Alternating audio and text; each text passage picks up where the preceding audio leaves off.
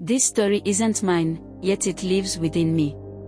I was neither king nor servant, neither friend nor foe to the woman they once called barren. But I saw her, as all of us did.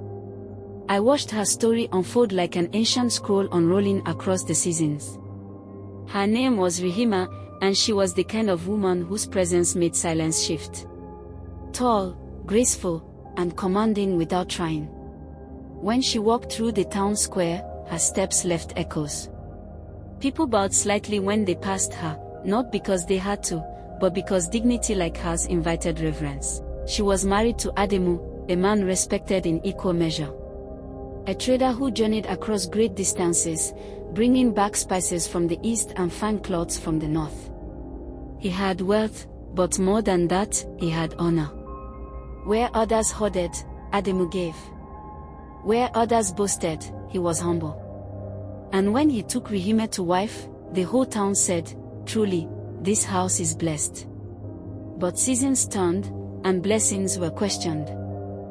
For while the market stalls grew rich and their granaries overflowed, Rehema's womb remained empty. The first few years passed with hope.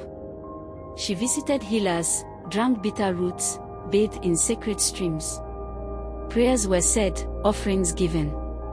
Midwives gave her herbs to place under her tongue and incantations to whisper under moonlight. Yet the blood kept coming. Every month. Every year. Then hope became silence. At first, the women in the town pitied her. "She is beautiful and loved," they said, wrapping their envy in soft-spoken sympathy. But time is cruel to pity. Slowly, their tone changed. What is beauty without a legacy? A woman must be more than a wife. Even fruit trees are cut down if they bear nothing.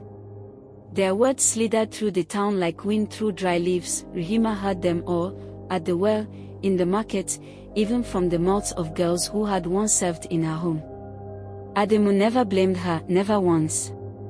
Each time a neighbor suggested he take a second wife, his jaw tightened and he turned away without a word. But Rehema saw it, the way he lingered near the children of his brothers, the way his eyes followed a toddler toddling past their gate, the way he sat quietly at night, staring into the fire, his fingers twitching as if searching for something he couldn't name. She couldn't bear it any longer. One night, as the rains lashed against the windows and thunder stalked the hills, Rehema sat beside Ademu with eyes dry but burning. "Take her," she said. Ademu looked up. "Take who?" "Dolia. My maid. Let her give you the child I cannot." There was silence. The thunder roared again, as if heaven itself hesitated. "Rehema," he said softly, "do not speak out of pain." "I am speaking out of love," she replied, "for you. For our name. Let Dolia carry what I cannot." He refused. Again and again. But Rehema would not yield. She was not weeping, not begging, she was resolute. A queen making a sacrifice. And so, one reluctant night, Ademu laid with Dolia.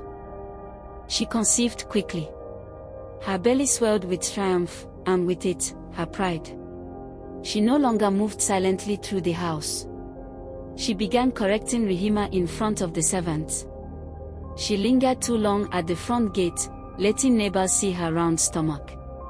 Her eyes said it all, "I succeeded where you failed."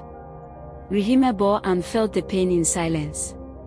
But silence can be a weapon, and a wound. She began to rise before the sun, kneeling in the courtyard until the sky bled orange. She cried out, not in words, but with the rawness of a soul being torn open. Her sobs echoed through the compound, so intense that some feared she had been cursed. Others crossed the street when they saw her coming. Rehema wasn't breaking. She was wrestling. One afternoon, when the dust rose so thick it seemed to choke the air, a stranger appeared at the gate. Thin, stooped, and wrapped in robes faded by sun and time. "Water," he said, his voice hoarse. "Just a sip." Rehema, ever gracious despite her sorrow, invited him in. She fetched the water herself, added food, and offered him rest in the shade. He drank, ate slowly, then stood to leave. But before he stepped outside the gate, he turned. "Woman," he said, "by this time next year, you will hold your own son." Rehema's heart skipped. "How do you know?" she asked, eyes wide. He smiled gently. "Because the Lord heard when you cried in the courtyard. The heavens are not deaf to a righteous woman." "Who are you?" she asked. He didn't answer. He walked away, disappearing into the shimmer of the heat. Days turned into weeks. Then months. And then, the impossible, Rehema conceived. Her joy was not loud. It was sacred. She kept her secret close until her stomach spoke for her. And when her child kicked inside her, something healed, something deep. Dahlia grew restless.